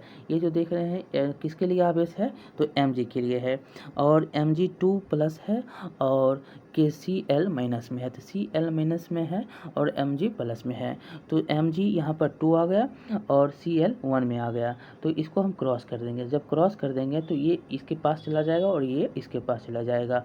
जब जैसे ही पास इसके पास गया तो Mg कितना आएगा, Mg का 1 हो गया और Cl का कितना हो गया 2 हो गया, तो यही यहाँ पर आ जाएगा। Mg2 धनायन है और ऋणायन कितना है Cl का है, क्लोराइड का है। तो मैग्नीशियम क्लोराइड का सूत्र कितना हो जाएगा MgCl2। जो यहाँ पर आयन की संख्या है ये कितना है, ये है 2। अब हम आगे पढ़ेंगे। इस प्रकार आपने इसको देखा। इस प्रकार आयनिक यौगिकों के धनात्मक एवं ऋणात्मक आवेशों का संतुलन होना चाहिए तथा संपूर्ण संरचनात्मक उदासीन होनी चाहिए। इसका क्या उदासीन हो, संपूर्ण संरचना। ध्यान देने योग्य बात यह है कि इस प्रकार के सूत्रों के में आयनों के आवेशों को नहीं दर्शाया जाता। ये देखिए कैसे है, तो एल्युमिनियम ऑक्साइड का सूत्र हम कैसे निकालेंगे, प्रतीक क्या है Al, एल्युमिनियम का है, ऑक्साइड का कितना है 0 है, और आवेश Al का आवेश 3 है और जो है O का -2 है, 2 माइनस है, तो ये किसका हो जाएगा, तो ये हो जाएगा O3 और ये किसका हो जाएगा Al2 का। तो यहाँ पर सूत्र क्या हो जाएगा Al2O3। कैल्शियम ऑक्साइड का सूत्र देखेंगे तो तत्व प्रतीक C है, O है, और ये दोनों जो है CO का कितना है 0 है और Ca का 2 है, धनायन में है। जब क्रॉस करेंगे तो क्रॉस में क्या हो जाएगा, इसका हो जाएगा और इसका हो जाएगा। Ca जो है O माइनस में हो जाएगा, तो Ca2 और आवेश जो है इसका O का हो जाएगा O2, तो इसका सूत्र क्या हो जाएगा Ca2O2। यहाँ पर दोनों तत्वों की संयोजकता समान है, अतः इसका सूत्र क्या हो जाएगा Ca2O2 प्राप्त होगा, किंतु हम इस सूत्र को CaO के रूप में सरलीकृत कर सकते हैं। अगर दोनों का समान हो जाएगा तो इसको आप CO2 के नाम से भी कह सकते हैं। अब हम पढ़ेंगे बहुपरमाणुक आयनों वाले यौगिक को। इसके भी कुछ उदाहरण दिया गए हैं, सूत्र आपको दिया गया है। सूत्र निकालने के लिए सोडियम नाइट्रेट का सूत्र देखिए। सोडियम नाइट्रेट का सूत्र क्या है, तत्व प्रत्येक NaNO3 है। जब इसको इससे क्रॉस करेंगे तो NO3 प्लस है, तो N जैसे ही 1 है तो 1 से मल्टीप्लाई नहीं होता है, तो ये ऐसे ही हो जाएगा, और Na माइनस है तो ये Na ही हो जाएगा। तो इसका सूत्र क्या हो जाएगा NaNO3। और कैल्शियम हाइड्रोक्साइड का सूत्र क्या हो जाएगा, तत्व प्रतीक C है और हाइड्रोक्साइड का OH है। सूत्र देखेंगे तो इसका धनायन कितना है 2 है, इसका ऋणायन में 1 है, तो इसके आवेश को यहाँ पर देखेंगे तो आवेश OH2 हो जाएगा, Ca हो जाएगा, तो CaOH2 आवेश जैसे ही 2 आएगा तो ये कोष्टक में चला जाएगा। अब आगे है कि ध्यान देने योग्य बात यह है कि कैल्शियम हाइड्रोक्साइड का सूत्र Ca कोष्टक है OH2 है, ना कि CaOH2 है। ये क्या है, ये गलत है, ये गलत है। जैसे जब सूत्र में एक ही आयन के 2 या 2 से अधिक आयन होते हैं, जब एक से ज़्यादा आयन हो जाएगा तो हम उनके लिए कोष्टक का उपयोग करते हैं। जब एक से अधिक आयन हो जाएगा, जैसे ये 2 आयन हो गया, तो हम इसके लिए कोष्टक का उपयोग करते हैं। यहाँ पर OH को कोष्टक में रखकर पादांक 2 लगाते हैं, जो यह निर्दिष्ट करता है कि एक कैल्शियम परमाणु के साथ 2 हाइड्रोक्लोरीन समूह जुड़े हुए हैं। जो कैल्शियम कैल्शियम जो है परमाणु है, इसमें यहाँ पर हाइड्रोक्सीन समूह जुड़ा हुआ है, ये इसको करता है प्रमाणित निर्दिष्ट करता है। दूसरे शब्दों में कैल्शियम हाइड्रोक्साइड में ऑक्सीजन एवं हाइड्रोजन प्रत्येक के दो परमाणु हैं। और इसमें दूसरा में ये कह रहा है कि ऑक्सीजन कैल्शियम हाइड्रोक्साइड और जो ऑक्सीजन है यहाँ पर कैल्शियम हाइड्रोक्साइड में जो ये कैल्शियम हाइड्रोक्साइड Ca है और OH जो है ऑक्सीजन और हाइड्रोजन में दो परमाणु, ये दो है तो ये आयन कितना दो हो गए। ये देखिए यहाँ पर सूत्र है, सूत्र से समझाया गया है कि सोडियम कार्बोनेट का सूत्र Na और CO3 है, तो ये माइनस में ऋणायन है और ये प्लस में जो है धनायन है। तो Na किसका हो जाएगा तो 2 का, और CO3 किसका हो जाएगा तो ये हो जाएगा CO3 1 का। तो इसका सूत्र देखिए Na2 और इसका CO3 है ही, तो ये कितना हो जाएगा CO3 और Na2 टोटल, ये से सूत्र हो जाएगा। उपयुक्त उदाहरण में कोष्टक के उपयोग की आवश्यकता नहीं है, क्योंकि यहाँ पर देख सकते हैं कि ये दोनों अलग हैं। अगर ये 2 नहीं रहता तब कोष्टक हो जाता है, क्योंकि बहुपरमाणुक आयन कार्बोनेट एक ही आयन विद्यमान है, और इसमें देखेंगे तो एक ही आयन विद्यमान है और इसीलिए ये देख सकते हैं एक ही आयन है, इसीलिए ये नहीं होगा। अब देखिए अमोनियम सल्फेट का सूत्र देखेंगे तो NH4 और SO4। SA4 का कितना है 2 है, NH2 का आवेश कितना है 1 है, जिससे ही 1 आएगा, इसमें 1 आया और इसमें 2 आया, इसमें जैसे ही 2 आएगा तो इसका कोष्टक बन जाएगा। कोष्टक कैसे बना तो NH4 2, ये 2 हो गया, और SA4 इसका भी अगर रहता तो ये भी कोष्टक में जाता, लेकिन ये ऐसा रहता नहीं है, तो ये SO4 हो गया। तो NH4 और कोष्टक और आयन की संख्या 2 है, तो ये क्या हो जाएगा 2 परमाणु इसमें है, ये दर्शाता है NH4 का 2 परमाणु है, तो ये 2 और SO4, ये इसका सूत्र हो जाएगा किसका अमोनियम सल्फाइड का। तो यहाँ पर कुछ सूत्र आपको लिखने के लिए कहते हैं, जो कि आपने ऊपर पढ़ा है उसी को यहाँ पर दर्शाने के लिए कहता है। सोडियम ऑक्साइड है, एल्युमिनियम क्लोराइड है, सोडियम सल्फाइड है, मैग्नीशियम हाइड्रोक्साइड है। निम्नलिखित सूत्रों को प्रदर्शित यूनिट में करिए। Al2SO4 3 है, CaCl2 है, K2SO4 है और KNO3 है और CO3 है। और तीसरा है रासायनिक सूत्र का तात्पर्य क्या है और निम्न में से कितने परमाणु विद्यमान हैं, और है कि H2S और अणु एवं FeO4 3 में आयन क्या है। तो इसका हम अगर आप बोलते हैं तो इसके सूत्र को भी हम कर सकते हैं, तो चलिए कर ही लेते हैं ताकि आपके प्रश्न को ऐसा नहीं लगे कि हम प्रश्न नहीं किए हैं। देखिए पहला है सोडियम ऑक्साइड। जब सोडियम ऑक्साइड को हम देखेंगे तो सोडियम ऑक्साइड है, तो सोडियम ऑक्साइड का कितना है तो सोडियम का Na और इसका O, तो NaO है तो इसका धनायन 1 है और इसका कितना है 2 है माइनस में, तो इसको हम क्रॉस करेंगे तो क्रॉस में आप देखेंगे तो इसका सूत्र क्या हो जाएगा तो इसका सूत्र हो जाएगा Na2 और O, Na2O इसका हो गया। अब हम आगे पढ़ेंगे। दूसरा है एल्युमिनियम क्लोराइड। दूसरा एल्युमिनियम क्लोराइड का Al और क्लोराइड का Cl, तो इसके जो आवेश होंगे ये आवेश इसके होंगे 3 और इसके क्या होंगे -1 में, तो इसका और इसमें हम क्रॉस करेंगे तो इसका क्या हो जाएगा तो इसका सूत्र हो जाएगा Al1 इसका 1 है और Cl3 किसका Cl3 इसका हो जाएगा ये, तो ये हम देखेंगे इसका कितना होगा AlCl3 और इसका कितना हो जाएगा तो Na2 ये होगा दोनों का।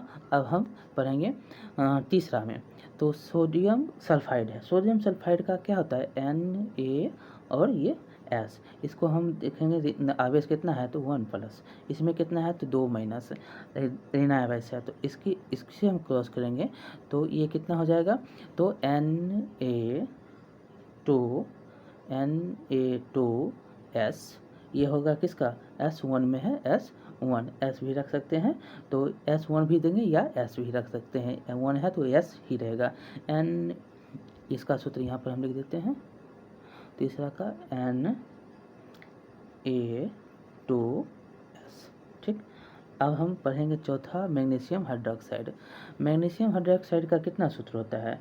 तो Mg किसका मैग्नीशियम का, हाइड्रोक्साइड का कितना, तो वो H, और इसका जो है ऋण आवेश है माइनस, और इसका है 2 प्लस आवेश में, प्लस में है, इसका इसमें जाएगा तो O, देखिए Mg 1 है तो 1 नहीं आएगा, OH2, ये किसका हो जाएगा, 2 जैसे होगा कोष्टक में जाएगा, कोष्टक में जाएगा तो यह हो जाएगा किसका सूत्र, तो MgO2 OH2, ये किसका हो जाएगा, मैग्नीशियम हाइड्रोक्साइड का। मैग्नीशियम हाइड्रोक्साइड का यहाँ पर सूत्र क्या हो जाएगा, तो MgOH2, ठीक।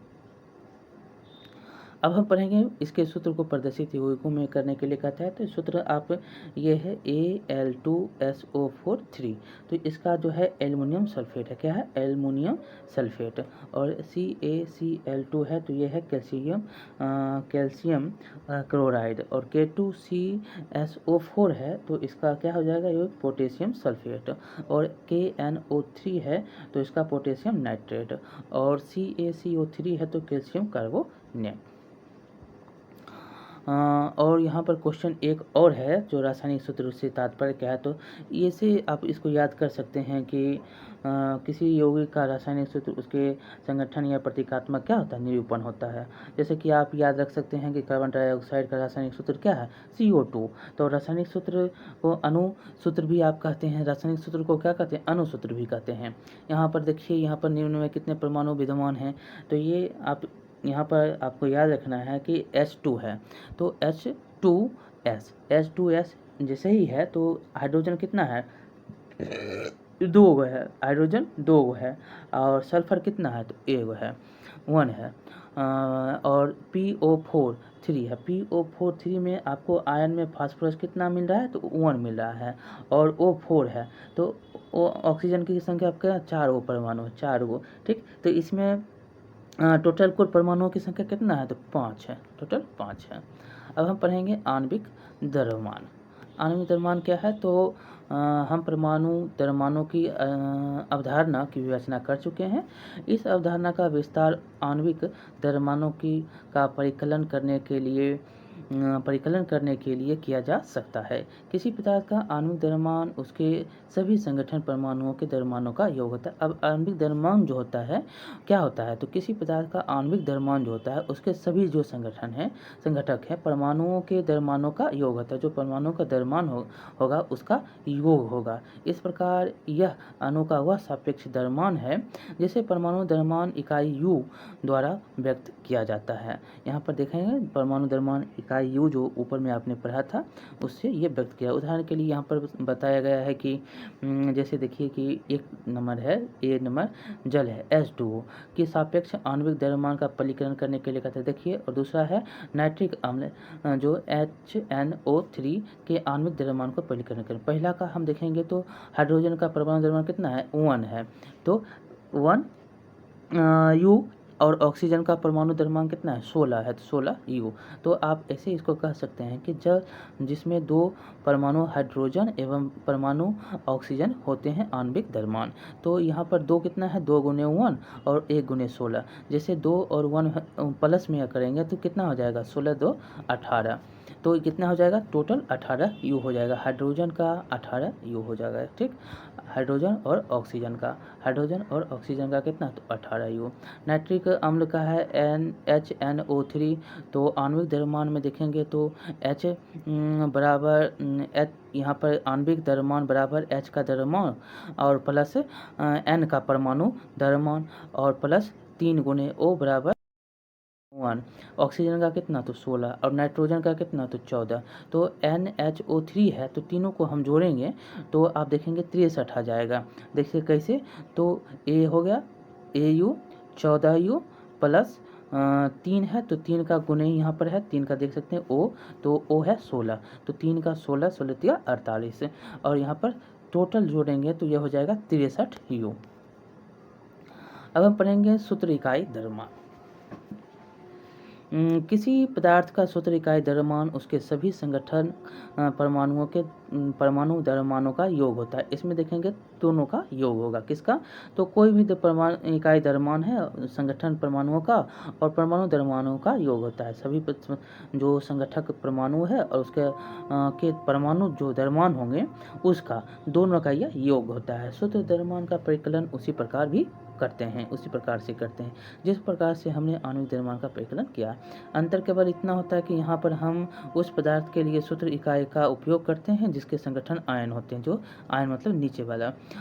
और उदाहरण के लिए यहाँ पर देखेंगे तो क्लोराइड, क्लोराइड का सूत्र क्या है? Sodium chloride NaCl। इसके इकाई सूत्र जो है द्रव्यमान परिकलन निम्न प्रकार आप कर सकते हैं कि 1 है, 1 तो 23 हो गया Cu Cl का 23 U और प्लस कर देंगे तो 1 माइनस 35 जो सोडियम क्लोराइड है उसका हो जाएगा 35.5 U। तो दोनों को हम जोड़ेंगे तो कितना हो जाएगा? 58.5 U। तो इस प्रकार ये हो गया। और दूसरा जो है उदाहरण यहाँ पर है कि ClCl2 में के सूत्र इकाई द्रव्यमान का परिकलन करने के लिए कैल्शियम क्लोराइड का सूत्र इकाई द्रव्यमान कितना है? CaCl2 और इसमें कैल्शियम क्या है? Ca है और परमाणु द्रव्यमान कितना है? 40 U। क्लोरीन का Cl है, परमाणु द्रव्यमान कितना है? 35.5 U। तो दोनों को हम जोड़ देंगे तो यहाँ पर CaCl2 को हम द्रव्यमान इकाई जो है इकाई द्रव्यमान निकालेंगे तो 140 प्लस 2 क्या? 140 प्लस 2 यहाँ पर 2 है और 35.5 यहाँ पर 2 को गुना कर देंगे 35.5 से, 2 यहाँ पर है तो ये इसलिए इसका गुना हो जाएगा। इसके बराबर हम कर देंगे तो ये 40 हो गया और ये दोनों 35 दूनी 70, 1 71, 5 है तो 2 71, तो इसका टोटल कितना हो जाएगा? 111 U। तो इस प्रकार से आपका ये चैप्टर जो है यहीं पर समाप्त होता है। बहुत ही इम्पोर्टेंट चैप्टर है। यहाँ पर कुछ दिए गए हैं, परिकलन करने के लिए कहता है और आपको निकालने के लिए कहता है इसका कितना परमाणु आणविक द्रव्यमान होगा, इसको हम निकालने के लिए कहता है H2O2, ये सारे को निकालने के लिए कहता है। तो इसको हम निकालेंगे तो पूरा जो है जोड़कर घटाकर आप निकाल सकते हैं। H2 किस में जोड़ होगा, किस में घटा होगा, ऐसे करके आप निकालेंगे।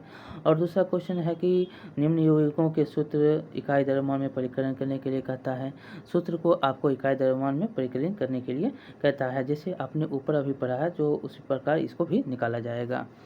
Zn का परमाणु द्रव्यमान 65 U है तो 65 U को आप कैसे निकालेंगे? तो 65 U है तो 65 U को कैसे निकालेंगे? तो हम एक निकाल देते हैं। तो यहाँ पर देखिए Zn का यहाँ पर ये पहला है ZnO दिया गया है तो यहाँ पर Zn परमाणु द्रव्यमान कितना होगा? परमाणु द्रव्यमान कितना होगा? Zn सूत्र का क्या होगा? Zn होगा ये सूत्र और यहाँ पर जो Zn का परमाणु द्रव्यमान कितना होता है? 0 और परमाणु का द्रव्यमान कितना होगा? 1। तो 1 गुने 65 प्लस 1 प्लस 16, जैसे O है तो O का कितना? 16, जैसे 16 होगा तो इसको पूरा हम गुना कर देंगे तो 65 प्लस 16, तो 65 प्लस 16 कितना हो जाएगा? तो 81 U। ठीक, पहला का हो गया। और यहाँ पर इसको हम अगर करेंगे तो एक दो को हम कर देते हैं।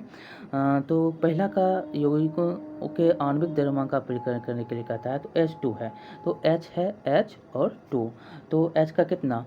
तो H का 2 और यहाँ पर 1 है 1, ये क्या है? 1, तो ये टोटल कितना हो जाएगा? 2U।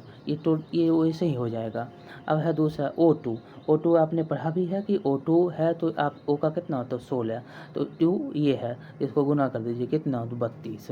अब है देखिए Cl2 तो Cl का कितना?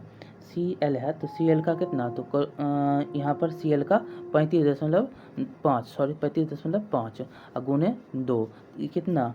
तो ये हो जाएगा 71। ऐसे ही करके आपको ये पूरा निकालना है ये। और इसका तो आपको अभी तक हमने बताया भी है कि इसको कैसे निकालना है। तो चलिए ये इस प्रकार ये चैप्टर आपका जो है यहीं पर समाप्त होता है। और यहाँ पर कुछ जो है आपने क्या सीखा है इसके बारे में दिया गया है कि किसी भी अभिक्रिया में अभिकारकों और उत्पादों के द्रव्यमानों का योग अपरिवर्तनीय होता है। यह द्रव्यमान के संरक्षण का नियम कहलाता है। जब अपरिवर्तन होगा तो क्या होगा? किसी भी अभिक्रिया में अभिकारकों और उत्पादों के द्रव्यमानों का योग क्या होता है? अपरिवर्तनीय होता है। यह द्रव्यमान के संरक्षण का नियम कहलाता है। एक शुद्ध रासायनिक यौगिक में तत्व हमेशा द्रव्यमानों के निश्चित अनुपात में विद्यमान होता है। इसे निश्चित अनुपात का नियम कहते हैं। और तत्व का सूक्ष्मतम कण परमाणु होता है जो स्वतंत्र रूप से प्रायः नहीं रह सकता तथा इसके सभी रासायनिक गुणधर्मों को प्रदर्शित करता है। और आगे है कि अणु किसी तत्व तथा अथवा यौगिक का वह सूक्ष्मतम कण है जो सामान्यतः दशाओं में स्वतंत्र रह सकता है। यह पदार्थ के सभी गुणधर्मों को प्रदर्शित करता है। किसी यौगिक का रासायनिक सूत्र उसके सभी संगठन तत्वों का संयोग करने वाले सभी तत्वों के परमाणुओं की संख्या को दर्शाता है। परमाणुओं का वह पुंज जो आयन की तरह व्यवहार करता है उसे बहुपरमाणुक आयन कहते हैं। उनके रूप ऊपर एक निश्चित आवेश होता है। आणविक यौगिकों के रासायनिक सूत्र प्रत्येक तत्व की संयोजकता द्वारा निर्धारित होते हैं। आयनिक यौगिक में प्रत्येक आयन के ऊपर आवेशों की संख्या द्वारा यौगिक के रासायनिक सूत्र ज्ञात करते हैं। तो चलिए, बहुत बहुत धन्यवाद। ये क्वेश्चन जो हैं दिए गए हैं यहाँ पर, बहुत सारे क्वेश्चन यहाँ पर हैं और जो है यहाँ से बहुत सारे क्वेश्चन पूछे भी जाते हैं। यह आपको कैसा चैप्टर लगा आप बताएंगे, लाइक करेंगे, शेयर करेंगे और सब्सक्राइब करना नहीं भूलेंगे। बहुत बहुत धन्यवाद। मिलते हैं अगले वीडियो में, तब तक के लिए बहुत बहुत धन्यवाद।